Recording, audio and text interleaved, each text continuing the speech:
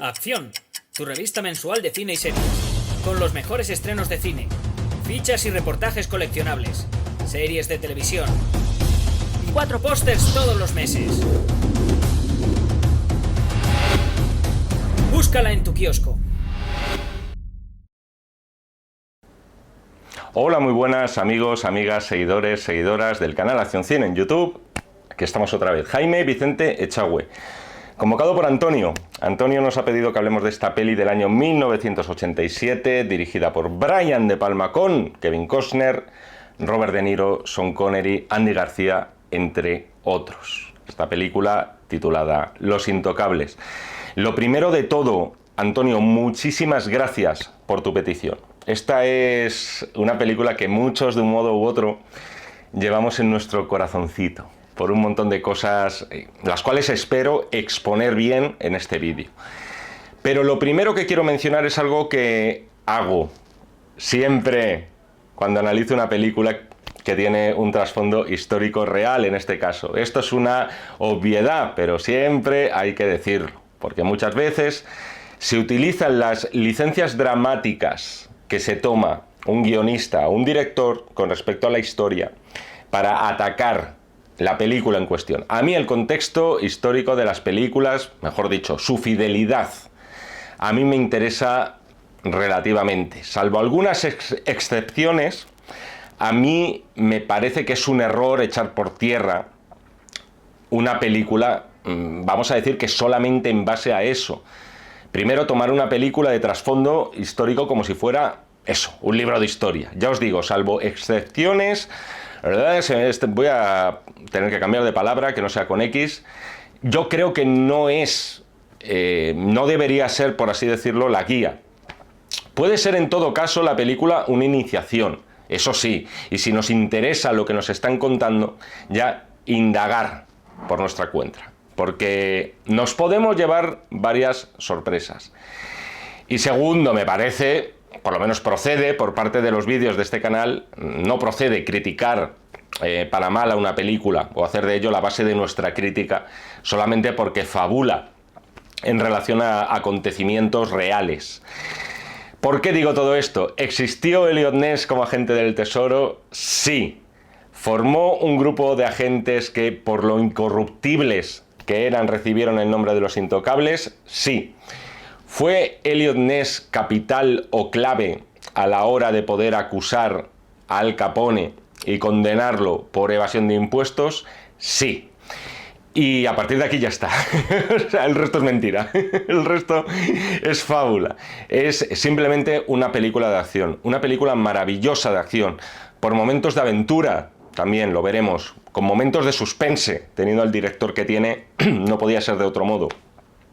Una película que es un placer, de principio a fin. Una película que además denota la personalidad de ese director, que es Brian De Palma, como cineasta, como realizador en muchas secuencias, muchísimas más de las que cabría imaginar, teniendo en cuenta que al final estos Intocables son un encargo puro y duro. Es decir, no es el empeño personal de Brian De Palma y no es el tipo de película que Brian hacía en los años 70, cuando ya digamos empezó a despuntar de verdad.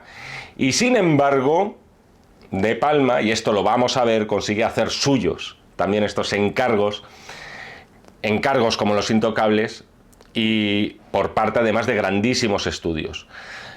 Porque en algunos casos funciona como es aquí, y en otros casos para mí no funciona, como fue La Dalia Negra, película, por cierto, de la cual tenéis vídeo aquí en el canal. Esto responde entiendo que a muchísimos factores, ya no solamente uno. Responde, por ejemplo, en este caso, a contar también con un muy buen guión, que también está inspiradísimo en esta ocasión el dramaturgo David Mamet.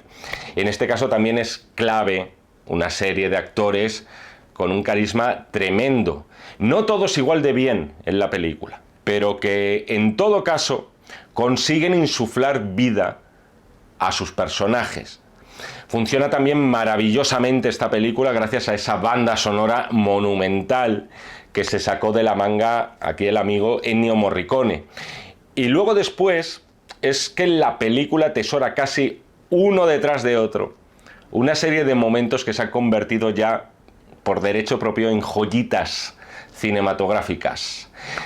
Y todo esto para mí tiene más mérito teniendo en cuenta que Los Intocables es una película que, por cierto, no lo he comentado, pero estaba basada en un serial televisivo muy popular en los años 50, también aquí en España, con Robert Stack interpretando a Elliot Ness. Es una película que huye de cualquier tentación de realismo, como casi todo De Palma. Y ya no solamente me estoy refiriendo a lo que os he comentado antes, de que se tome todas las licencias del mundo sobre la historia y los personajes reales. La película no pretende tampoco ser un fiel reflejo de cómo era la época de la prohibición. La película está más cerca en muchas ocasiones de lo que puede ser un cómic. Y entendedme con lo que quiero decir, que una cinta con un afán hiperrealista de querer mostrar los entresijos de la mafia de Chicago con el poder no responde a esa búsqueda de realismo a toda costa. La película tiene personajes muy buenos y personajes muy malos. Eso también lo que os decía un poco al hilo de que estamos ante un maravilloso tebeo, sin ningún tipo de ambigüedad entre ellos. Y eso posiblemente sea un defecto de la película. Pero ¿qué ocurre? Que en este caso en concreto, debido a la dirección, que siempre es muy virtuosa, muy virguera, de Brian De Palma, debido a la música de Morricone, debido a personajes como el de Sean Connery, por supuesto, que se come la pantalla, no nos importa que esto sea un tebeo. O sea, nos da absolutamente igual, porque la película funciona siempre y la seguimos viendo además con enorme interés y nos seguimos divirtiendo muchísimo con ella e incluso nos reímos también con ella en varios momentos, con varios momentos muy logrados desde el punto de vista cómico. Son esas cosas por las cuales yo creo que al final el cine es grande. O sea, muchas veces criticamos una película por, vamos a decir, las pocas dobleces, por tener personajes que los consideramos planos, por ser puros estereotipos, por ser o blanco o negro, o son malos malísimos o buenos buenísimos. No hay esas dobleces. Y eso que se le podría acusar en esta película, ¿por qué? Porque los personajes son muy estereotipados, incluso desde un punto de vista físico. Sin embargo, pese a esto, no solamente es que la película funcione, es que la película acaba funcionando también gracias a eso. Nunca pretende venderse como un retrato fiel de una época y de unos personajes. En todo caso, es ese retrato idealizado. Es un retrato por momentos exagerado. Es un retrato en el cual la puesta en escena también está estilizada. Es una idealización que podemos tener de aquellos años 30 en Chicago. Y cuando todos los instrumentos, música, dirección, actores, guión, están bien afinados, la orquesta suena maravillosamente, aunque esté interpretando ya piezas conocidas. Por si tenéis alguna duda, 5 estrellas. 5 estrellas como 5 soles que le voy a dar a esta película del señor Brian De Palma. Quiero empezar por lo primero que escuchamos y lo acabo de mencionar, es la música de Ennio Morricone. No es que sea un personaje más de la película. Yo creo que aquí la música de Morricone es otra estrella más junto a Robert De Niro, junto a Sean Connery, junto a Kevin Costner. Iba a decir que una estrella oculta, pero de oculta nada. O sea, escuchamos además al inicio ese tema del principio tan rítmico y con esa percusión tan potente. Luego después tenemos ese uso de la armónica que te remite al spaghetti western, lo cual en este caso, aparte de que se auto-homenajea a sí mismo, el bueno de Ennio, es que está justificado teniendo en cuenta el origen italiano de varios de los personajes. Hay muchos más temas. Tenemos ese tema triste de saxo que escuchamos en los momentos, vamos a decir, más dramáticos. Luego está el tema con sintetizadores e instrumentos de viento que escuchamos en el hotel de Capone, cuando está ahí leyendo el periódico en la cama. Y luego, por supuesto, tenemos la fanfarria. O O sea, la fanfarria que escuchamos, si no me falla la memoria, creo que es en la primera incursión de Los Intocables, cuando dicen eso de hasta aquí hemos llegado, cruzan una acera de Chicago para ir a la oficina de correos, armados. Un tema con el cual a mí todavía me entran como unos escalofríos cuando lo oigo. Es un tema bellísimo, épico y es emocionante. ¿Qué tenemos también? El tema del vestuario, que como bien sabéis, esta película también es célebre porque es una de las pocas incursiones de Giorgio Armani a la hora de diseñar el vestuario de una película. Y de verdad es que da gusto ver cómo están vestidos todos en Los Intocables. O sea, en todo caso, con este tema de Armani siempre ha habido un poco de, no voy a decir controversia. A ver, o sea, su nombre lo tenéis ahí en los títulos de crédito iniciales, bien grande además. Pero si profundizamos en lo que es la ficha técnica de la película,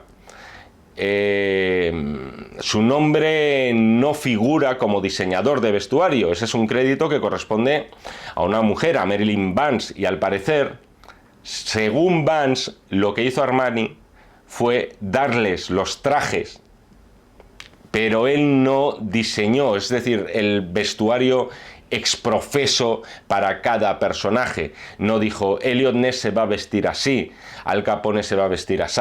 Al parecer no fue así. Los trajes son de Armani, pero según la diseñadora, el italiano no los diseñó para la ocasión. En todo caso, el nombre de Giorgio Armani en los títulos de crédito también era un reclamo, era una muestra de poderío, era un reclamo demasiado poderoso como para dejarlo pasar por alto o enterrarlo en otros diseñadores de vestuario. En ese sentido tenemos, por ejemplo, detalles como el abrigo que luce Robert De Niro en varias secuencias, que es una réplica exacta, si lo buscáis, de uno que usaba Al Capone. Ya la primera secuencia, la de Capone en la barbería, o sea, nos deja claro que esta película no va a suponer que Brian De Palma, por mucho que esto no sea un proyecto suyo personal, se limite aquí a decir corte y acción, que es lo que pasa con muchos cineastas, que ellos tienen sus ideas propias, pero que cuando caen en un superproyecto como podía ser esta adaptación de la serie Los Intocables, la autoría se pierde en función de una serie de mecánicas de estudio. Vemos desde este mismo principio que él va a querer plasmar el guión de David Mamet de forma fiel, pero a su manera, con sus recursos visuales. Ya hemos visto en muchísimos vídeos que he hecho aquí de películas suyas en el canal, me refiero a las de Brian, que los recursos narrativos y visuales que tiene este director son inagotables. Es uno de los directores más virtuosos con la cámara, os diría que de la historia del cine, ya no solamente de su generación. Otra cosa muy diferente es que luego las películas le salgan mejor o peor, que todos los instrumentos de la orquesta estén más o menos bien afinados. Y aquí yo creo que están afinados. En este caso tenemos nada más empezar un tipo de secuencia que es muy reconocible del cine de Brian De Palma. Primero tenemos ese plano cenital de la barbería con Capone sentado mientras la cámara va descendiendo hasta que se planta en primer plano en el rostro de Robert De Niro, con el corte de la navaja, etc. Por cierto, hay grandísimas frases también en la película. Hay muchísimas perlitas, por ejemplo, en este caso lo de que consigues más con una pistola y una palabra amable que solo con una palabra amable, una frase que se le atribuye al auténtico Al Capone. Ya que hablamos de Robert De Niro, me gustaría empezar con él, ya que es el primero que vemos para tratar el tema de los actores. O sea, gorduras y engordes aparte, que son además muy patentes. Aquí Robert De Niro, es verdad que está claro que ganó unos kilos de más para interpretar a Al Capone. Robert De Niro no es el personaje para mí, y esto es una opinión muy personal, vamos a decir más memorable que nos ha dejado Robert De Niro. O mejor dicho, no es la creación más memorable de lo que ha sido capaz Robert De Niro, que no quiere decir que no sea de las más llamativas que nos ha dejado. La creación aquí de Robert De Niro como Capone en realidad, o sea, no creo que el que esté más o menos logrado no creo que sea tanto responsabilidad suya como por el hecho de que está en consonancia con lo que perseguía la película y lo que suele perseguir además Brian De Palma: huir de lo hiperrealista, estilizar todo mucho, exagerar todo mucho. De Niro está exagerado. O sea, creo que objetivamente lo podemos decir, sí que lo está. Pero es verdad que todo responde a esos estereotipos que acaban conformando una estampa idealizada de aquellos años de plomo del Chicago de los años 30, sin ningún apego a la realidad. La película al final parte de unos hechos reales para trazar una fantasía. O sea, es, por así decirlo, la imagen idealizada o lo que ha pasado a nuestro imaginario de lo que era aquel Chicago. Y al final eso sí funciona. Y eso nos gusta precisamente porque alimenta nuestra fantasía, responde a un ideal de cómo podía ser aquellos violentos años 20, años 30. De Niro está exagerado como Capone, sí, pero como muchísimos de los personajes. Yo os diría que el de Sean Connery, en su caso, ahora hablaremos de él, es diferente, pero al final todos los personajes, incluido el de Sean Connery, acaban respondiendo a un estereotipo. El policía irlandés más listo que el hambre, el reportero cotilla que tenemos por ahí, el ratón de biblioteca, encarnado en uno de los intocables, que es Wallace, el contable de Capone. O sea, sé que me estoy refiriendo a personajes muy secundarios, pero fijaos en la cara de ese contable. ¡Qué cara de contable! O sea, eso es perfecto. Están muy bien elegidos los actores, también por su fisonomía. Y por supuesto, dentro de esos estereotipos, tenemos también al héroe sin tacha, el héroe que encarna la integridad, aquí con El rostro, de Kevin Costner. Otro actor que yo creo que posteriormente iría evolucionando. Me atrevo a decir que aquí está, en esta película de Los Intocables, está el germen de lo que buscaba Oliver Stone a la hora de contar con una superestrella, como era Kevin Costner, para el papel del fiscal Garrison en JFK. Otro ejemplo de rectitud, otro ejemplo de persona con aires quijotescos, insobornable, casi como si fuera un héroe de aquellas películas de Frank Capra. Yo creo que Brian De Palma al final fue una elección perfecta. Podría haber salido mal y no es así. Creo que es perfecto para buscar esa idealización, para estilizar a estas criaturas y a este Chicago de los años 30, porque el fuerte de De Palma nunca es el de hacer un cine muy pegado a la realidad, y lo ha intentado y tiene varios ejemplos, y yo creo que no son precisamente sus películas más memorables. Su fuerte, el de Brian De Palma, es el de crear fantasías como la que vemos en esta película. Vamos a secuencias concretas. Por ejemplo, la bomba que le estalla a la niña y que nos hiela la sangre, la primera vez que vemos la película por lo menos. Además, aquí es ya donde aparece uno de los grandes secundarios que tiene esta película, que es Billy Drago, encarnando aquí a Frank Nitti, personaje que existió en la vida real, pero, niños y niñas, no acabó como vemos en la película. En todo caso, esta secuencia de la niña y de la bomba es también una de las que lleva esa marca de agua de Brian De Palma a la hora de elegir muy bien los planos de detalle y crearnos un suspense que resulta adictivo. Hay un nombre propio en todo caso en esta película, entre todo el elenco, que es el de Sean Connery. Connery es un actor, dice, ya, el punto, ¿no? No, sigue la frase. Es un actor que envejeció pronto, que pasó en muy poquitos años de ser un galán de peinado impecable en las películas de 007 a ser vamos a decir, un maduro y distinguido héroe alopécico. Y eso, de alguna forma, acabó también condicionando su carrera, aunque no dejó de hacer papeles de galán. Pero es cierto, siendo todavía bastante joven, ya encarnaba a una persona de mediana edad en determinadas películas de los años 70. Se suele citar este Oscar que recibió al mejor secundario, el único, por lo menos por trabajo de verdad, de reparto en una película, el único que ganó en su carrera y la única, eso sí, nominación que obtuvo en su carrera, como una especie de resurgir de Sean Connery. Si echamos un repaso a su filmografía, es cierto que justo antes de Los Intocables ya no trabajaba quizá con la asiduidad de los años 70. Pero también es verdad que apenas un año antes había participado en 2 películas, cada una de ellas con muchísimo eco en sus respectivos públicos. Una, Los Inmortales. Hemos despachado aquí esta película en el canal, por cierto, no con crítica a la carta, pero sí con especial de espada y brujería. Con un papel, es cierto que muy secundario, sale lo que sale, pero te mola. Y luego El nombre de la rosa, encarnando a Fray Guillermo de Baskerville.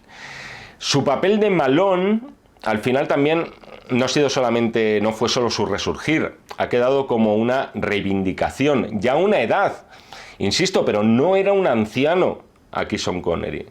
Aquí tenía, entre comillas, solo 57 años. Pero el Oscar, el papel en general, ya casi al margen del Oscar, ha quedado como el reconocimiento también de Hollywood, un reconocimiento tardío a uno de los grandes de este oficio. Más allá de eso, más allá del reconocimiento en el otoño de su vida, hay que admitir que Sean Connery está aquí para comérselo de bien.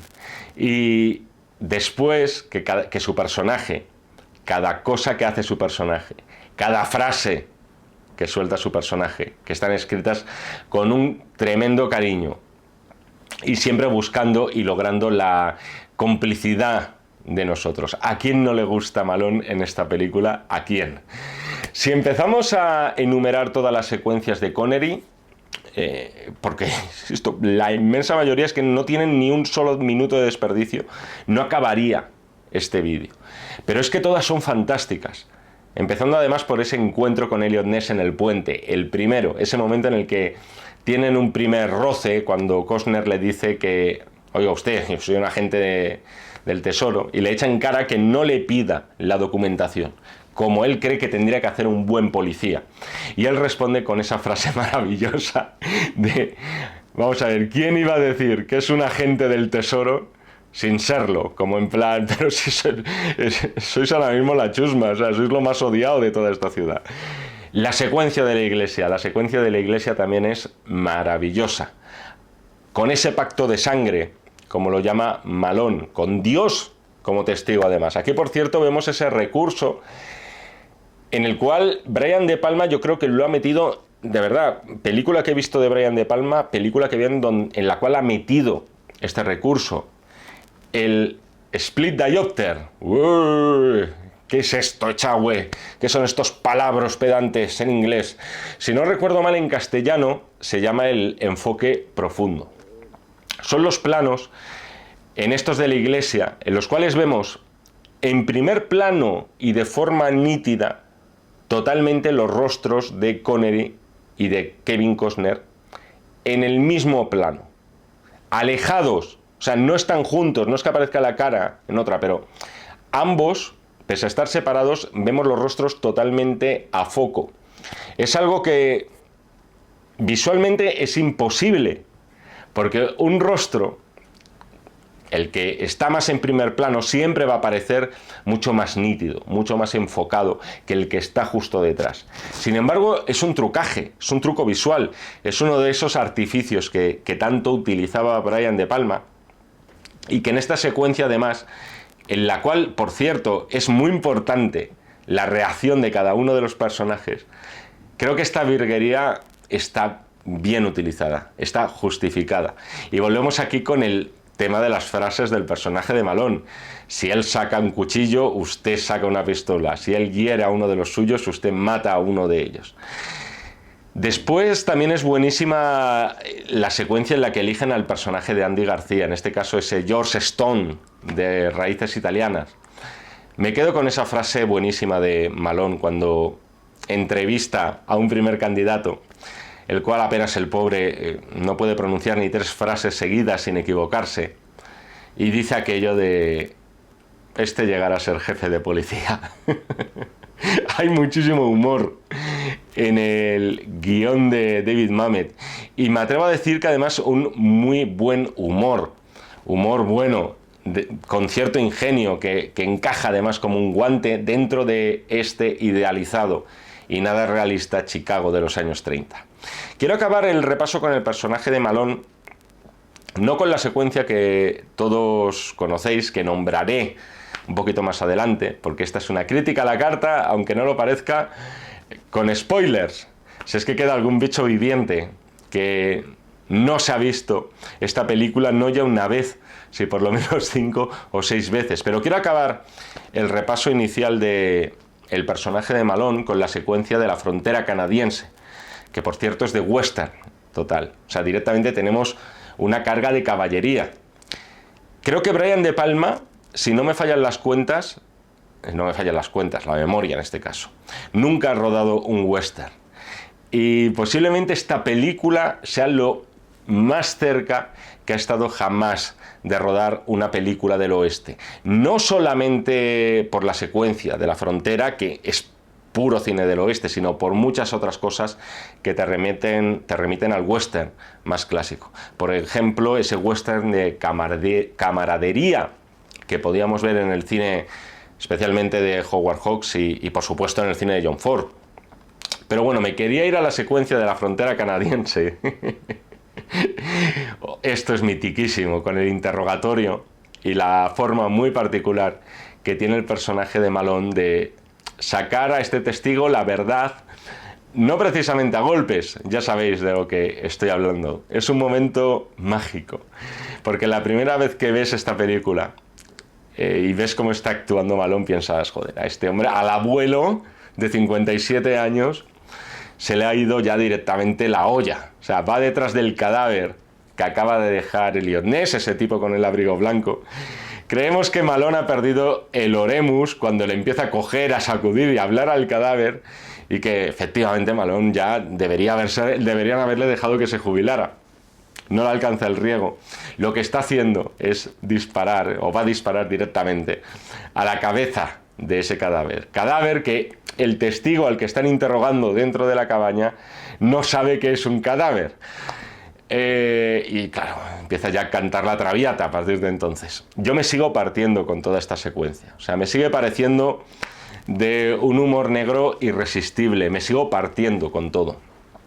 Y también, por cierto, con la reacción del tío, con la reacción de ese interrogado allí. Cuando está sentado en la silla, no está dispuesto a decir ni mu. Sin embargo, después de esto, insisto, o sea, va a coger un aria de Puccini y va a empezar a cantar, pero a capela, como los grandes.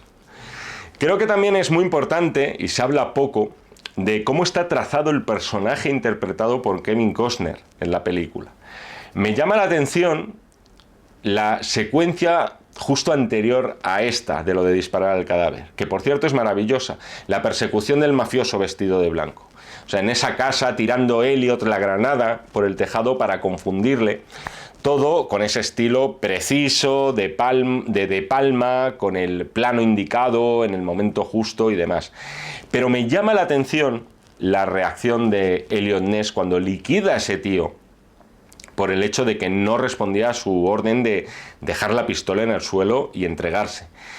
Me llama la reacción de Ness porque está especialmente dolido por haber matado a un hombre. O sea, le empieza a echar la bronca directamente al cadáver, diciendo aquello, es que no me ha oído, cree que esto es un juego, tal. Me llama mucho la atención ese detalle, me llama mucho la atención de que Elliot Ness sufra matando a un gángster. Prácticamente ha sido en defensa propia, estaba a punto de acabar con su vida. Y creo que eso es algo, por supuesto, que como nada en un guión tan milimétrico como este, está dejado al azar. Porque aparte de la trama de los intocables, aparte de hay que ir a cazar a Capone, también en esta película tiene ese subtexto, o sea, la dicotomía a la que somete el personaje de Malone a Elliot Ness en la secuencia de la iglesia que hemos visto antes. ¿Usted qué quiere hacer? ¿Cuál es su plan? ¿Su plan es seguir las reglas para acabar con alguien que precisamente controla las reglas? o quiere salirse de la legalidad para poder disputar el partido en el mismo terreno, por lo menos en igualdad de condiciones que Al Capone. Esto está presente en toda la película. Y la respuesta la vamos a tener precisamente al final de Los Intocables. Vamos con más secuencias de la película. No me puedo saltar la secuencia del bate de béisbol, encarnada aquí por Robert De Niro y además con, digamos que con entusiasmo. La película, ya os digo que es una mitificación, porque es cierto que existe la leyenda de que Al Capone, no en este momento de su vida, aquí ya no se manchaba tanto las manos de sangre, pero sí en momentos pasados se dedicó durante un banquete a golpear de forma entusiasta con batazos de béisbol a aquellas personas que le habían traicionado. Leyenda, en todo caso, no significa evidencia, y esto es algo que finalmente se ha quedado en eso, en algo no acreditado. Pero esta secuencia del bate de béisbol, ostras, es uno de esos efectismos tirando a gratuitos, pero que molan, o sea, te hiela la sangre. Porque además contrasta con ese tono muchas veces ligero que también tiene la película, no de parodia, pero sí de tomarse prácticamente todo con mucho sentido del humor, incluso situaciones dramáticamente fuertes como las que os acabo de decir anteriormente. Y de repente tienes ahí esa secuencia de terror. Este momento del bate podría haber estado perfectamente, por citar otra de las pelis más populares de Brian De Palma, en Scarface, por ejemplo. Es un momento impactante, salvaje, no te lo esperas. Sobre todo ese momento en el que Robert De Niro empieza a armarse el brazo, como hace él de mirar primero hacia un lado, como para tomar, para que la ira empiece a canalizar bien por su cuerpo y poderle golpear con más fuerza. Son una serie de ademanes que tiene aquí De Niro, muy habituales de sus personajes de mafioso, cada vez que va a liquidar a alguien. O sea, cuando hace este gesto de así, ya sabes, o sea, de lo que se avecina sangre en ese instante. Y aunque no sea su creación, ya os digo, vamos a decir, para mí, por lo menos, la más meritoria, o sea, ver a Robert De Niro de mafioso, cabreado y con esos amagos de pegar a alguien y apuntando así con el dedo y diciendo aquello de me haré en sus cenizas, o sea, nunca tenemos suficiente de eso. O sea, a mí me gusta verlo, aunque no sea para mí el personaje mejor creado o la mejor creación de De Niro. Hay que recordar, por cierto, que Brian De Palma, en realidad, antes que Scorsese, habría que atribuirle el mérito de ser el descubridor de Robert De Niro. De hecho, De Palma recomendó a su amigo Scorsese a De Niro, que acabaría trabajando con él por primera vez en Malas Calles. Vemos aquí, por cierto, también una secuencia donde se demuestra lo que os estaba diciendo antes sobre la evolución del personaje de Eliot Ness, el viraje de Eliot Ness, cuando se dirige al hotel y vemos que Eliot se está malonizando, es decir, acaba siendo más malón que el propio Malón. Incluso el propio personaje de Sean Connery en este momento del hotel le tiene que frenar, dice: Eliot, tío, este no es el camino. Esta es una película, ya hemos visto varias, de grandísimas secuencias, muchísimas de ellas, muchísimos planos secuencias, por supuesto, que son una de las firmas habituales de Brian De Palma, incluso en películas a priori menos personales. Por ejemplo, la muerte del personaje de Wallace, el personaje encarnado por Charles Martin Smith, en un ascensor, por cierto, los ascensores, y no quiero hacer spoilers de otras películas, pero están muy presentes por algún motivo en el cine de De Palma. O sea, le gusta mucho crear a Brian De Palma suspense en un espacio tan reducido como puede ser un montacargas. Otra cosa, por cierto, de la muerte aquí del personaje de Wallace, el detalle de ver tal cantidad de sangre en el ascensor, como si hubieran sacrificado una piara de cerdos. Este es uno de los detalles que te hace ver que la película en sí no pretende ser hiperrealista.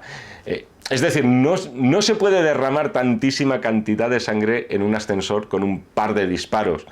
Y todavía mucho menos tener la sangre suficiente, y no hablo de la sangre fría, hablo de lo que es la cantidad de sangre ya derramada suficiente como para escribir de forma perfectamente nítida la palabra tocables. O sea, esta es una tendencia al exceso, que yo creo que me parece bien, al final, va bien con el tono de la película que se le permitió a Brian De Palma. Es decir, pese a no ser un encargo 100% personal, a mí me da la sensación de que aquí le dejaron a Brian bastante manga ancha para tomar según qué decisiones. Vamos para mí con una de las mejores secuencias de la película, que es el spoiler, válgame Dios, el asesinato de Malone. Yo a veces tengo la sospecha de que esta secuencia del asesinato de Malone también fue clave para esa nominación y posterior Oscar de Sean Connery. Si hubiera sobrevivido Malone, a lo mejor Sean se quedaba sin su estatuilla. Aquí sí que también es el auténtico y puro Brian De Palma. Aquí sí que ves al Brian De Palma prestidigitador. Vemos en la calle a un hombre con un traje blanco, a encender unas cerillas. No vemos que es Frank Nitti, no vemos que es Billy Drago, pero podemos pensar que es él, en esa calle Racine, donde vive Malone. Después tenemos ese seguimiento en plan voyeur. Aquí sí es donde Brian De Palma vuelve a ejercer de mirón, que es algo que se le da de forma inmejorable. En todas sus películas hay una secuencia de este tipo, de seguimiento. En este caso, a través de las ventanas, lo cual también es otro de los objetos fetiche de Brian De Palma. Es un plano secuencia que es otra de las firmas de Brian De Palma, siguiendo a Malone perfectamente por todas y cada una de las estancias de la casa, desde la óptica de ese tío a través de las ventanas. Entrando, por cierto, la cámara luego directamente por la ventana del baño. Todo esto de forma subjetiva a través de ese tío, de los ojos de ese tío, encarando la recta final del pasillo mientras vemos que está Malone ahí de espaldas con la gramola.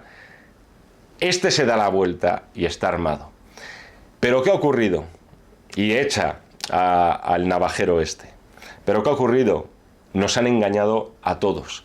Y nos han engañado primero a Malone, es verdad, pero también a nosotros, los espectadores, porque era indiferente lo que estuviera haciendo ese hombre que estaba siguiendo a Malone en esa casa. No importaba absolutamente nada, porque el asesino de verdad, desde el principio, era Frank Nitti, el hombre que se había encendido las cerillas. De Palma aquí nos ha hecho uno de esos tocomochos maravillosos que también se le dan. O sea, nos engañan a nosotros y nos engañan a Malone. Y yo creo que, más bien por este orden que acabo de decir, es Frank Nitti el que dispara hacia Malone, dejándole prácticamente herido de muerte. La primera vez que ves la película, además el personaje de Malone, sientes que él era la auténtica alma de Los Intocables, no tanto Eliot Ness. Él es el que tenía más claro desde el principio que o luchabas mínimo con las mismas armas contra esos mafiosos, o aquí no había nada que hacer. O sea, realmente es una de esas muertes dolorosas, realmente dolorosas de un personaje en una película, en el sentido de que nos duelen en el alma cuando las vemos. Hablando de secuencias emblemáticas, hay que hablar de la secuencia de la estación de tren, ¿cómo no? El carrito del niño que va cayendo por las escaleras en un homenaje nada disimulado al acorazado Potemkin de Sergei Eisenstein. En este caso, también destacar otra de las grandes virtudes del cine de Brian De Palma, y es el dominio del punto de vista. En este tipo de secuencias de acción o de suspense, todo lo que vemos es siempre a través de la perspectiva de un solo personaje. En este caso, Kevin Costner, la perspectiva de Eliot Ness, es decir, a través de los ojos de Eliot vemos el hombre en esa estación esperando a su novia, la mujer con el carrito del niño, siempre desde su ángulo. Los ojos del personaje al final son los nuestros. Esto lo hacía muchísimo Hitchcock en sus películas. Le he nombrado poco, ¿verdad? Hablando de una película de Brian De Palma. Eso quiere decir que la película es realmente buena, en este caso la que me toca analizar. En ese sentido, De Palma es un fenomenal heredero de Hitchcock. Ese punto de vista de Elliot solo se rompe cuando baja ya a ayudar a la mujer para subir ese carrito ya de una puñetera vez, y que es cuando, y digo una puñetera vez porque verdaderamente es desesperante, y es ya cuando empieza el cacao. En esta secuencia de la estación tenemos la cámara lenta también una vez más, que es otra de las rúbricas de De Palma, y todo culminado en ese momento tan emocionante, con ese duelo triangular. Es una secuencia en la cual tenemos además, lo que me gusta de ella es que tenemos varios puntos en los que depositar nuestra atención. Tenemos a Costner, tenemos el carrito, pero tenemos también a los malos. Todo termina, por cierto, con otra buena ración de sesos sobre la pared y, eso sí, con el contable sano y salvo. E importante también con el bebé de una pieza. De Palma vuelve otra vez a marcarse un Hitchcock durante la persecución de Eliot Ness a Frank Nitti en la azotea del juzgado donde se está juzgando a Capone. Otra vez Hitchcock. La verdad es que había tardado en salir, ¿eh? Es que es imposible al final no analizar una película de Brian De Palma y no nombrar a Hitchcock por lo menos en 3 o 4 ocasiones. En este caso tenemos mucho de esa persecución inicial en las azoteas que veíamos en el inicio de Vértigo, por ejemplo. Pone mucha atención el guión y, por cierto, y la propia cámara de Palma al momento en el que Eliot Ness tiene a tiro a Frank Nitti mientras va bajando por la cuerda. Y aquí vuelvo a ver otra vez ese subtexto que tiene la película, de la cual, insisto, yo creo que al final de esta peli hablamos sobre todo de las secuencias que molan, pero es que luego también está bastante bien armada dramáticamente. Volvemos a tener ese tema de los dos lados de la justicia. Elliot, ¿por cuál de los dos quieres tirar? ¿El angelito bueno o el angelito malo? Ese momento en el que Elliot tiene a tiro a Nitti, Eliot Ness, es como si Eliot Ness y Malone estuvieran como luchando entre sí por apoderarse del cuerpo de Eliot Ness. Eso es, el angelito bueno y el angelito malo. Y todo habría acabado muy bien para Frank Nitti, me da la sensación, si no fuera porque es un bocas. Se le va la boca diciendo aquello de que su amigo murió gritando como un cerdo irlandés. La verdad es que la primera vez que vemos la película, y cuando le coge de espaldas en dirección a la puerta, vemos otra vez además la cámara en plano subjetivo. Entonces dices, a ver qué hace con él, pero mola muchísimo ese plano subjetivo porque la cámara se dirige como hacia la puerta para volver a bajar al juzgado, pero de repente la cámara hace ¡ups! Se desvía en dirección a la azotea. Vamos a decirlo ya, ¿no? O sea, yo siempre me quedo muy a gusto. Me quedo muy a gusto con la muerte de Frank Nitti. Esto es al final cine y hay que reconocerlo que ha ganado, por así decirlo, la justicia mala, la justicia del ojo por ojo. Se han impuesto las formas sucias, sin ninguna duda, posiblemente las peores. Una sociedad no podría funcionar así, pero estamos en el Chicago de los años 30. Nitti está en el coche, o sea, lo dice Eliot Ness en un momento dado. Aquí enlazo con lo que os decía al principio, de que no podemos tomar los Intocables, pero no ya como una lección de historia, sino como algo mínimamente basado en la realidad. Nitti murió, pero desde luego no murió arrojado por Eliot Ness desde una azotea. Tuvo una muerte violenta, pero al parecer no tuvo nada que ver con ningún otro agente del tesoro. Otro momento mágico, más de guión en este caso que de puesta en escena, lo tenemos en esa decisión final del juez, cuando sentencia finalmente a Capone. Está hablando Eliot Ness con el fiscal acusador de Capone y él le dice que le ha dicho al juez que su nombre estaba en la lista. En la lista, vamos a decir, de sobornaos, de compraos por la mafia de Chicago. Y el fiscal le dice, oye, que su nombre no estaba en la lista. Es un momento maravilloso a la hora de dibujarte la corrupción, en este caso vamos a decir imaginada, como el 70% de las cosas que vemos en la película. Aunque ya os lo he dicho, yo os he dicho que quizá no sea la recreación más lograda, ni creo que la más meritoria, pese a los engordes que haya hecho jamás Robert De Niro. Ese cabreo de Robert De Niro al final de la película es un verdadero cabreo de Robert De Niro. O sea, es suyo, es su copyright, está patentado por él, hay que pagarle derechos si alguien lo imita. Y qué a gustito, por cierto, te deja también la película, con ese cara a cara en el cual Elliot le dice: no dejes de pelear nunca hasta que la pelea concluya. Igual, por cierto, que concluye esta crítica a la carta. Antonio, 1.000.000 de gracias por tu petición, por las películas que me has pedido. Lamento, como siempre, el no haber sido más rápido. La lista de espera, hay momentos en los cuales se dispara, y espero que todo este tiempo te haya merecido la pena, que te haya parecido un vídeo interesante y sobre todo que haya estado a la altura de tus expectativas también. Espero que también os haya gustado a todos, os guste o no, Los Intocables de Elliot Ness. Ya sabéis, ¿queréis más críticas a la carta de un servidor? No tenéis más que echar las instrucciones que hay un poquito más abajo de este cabezón.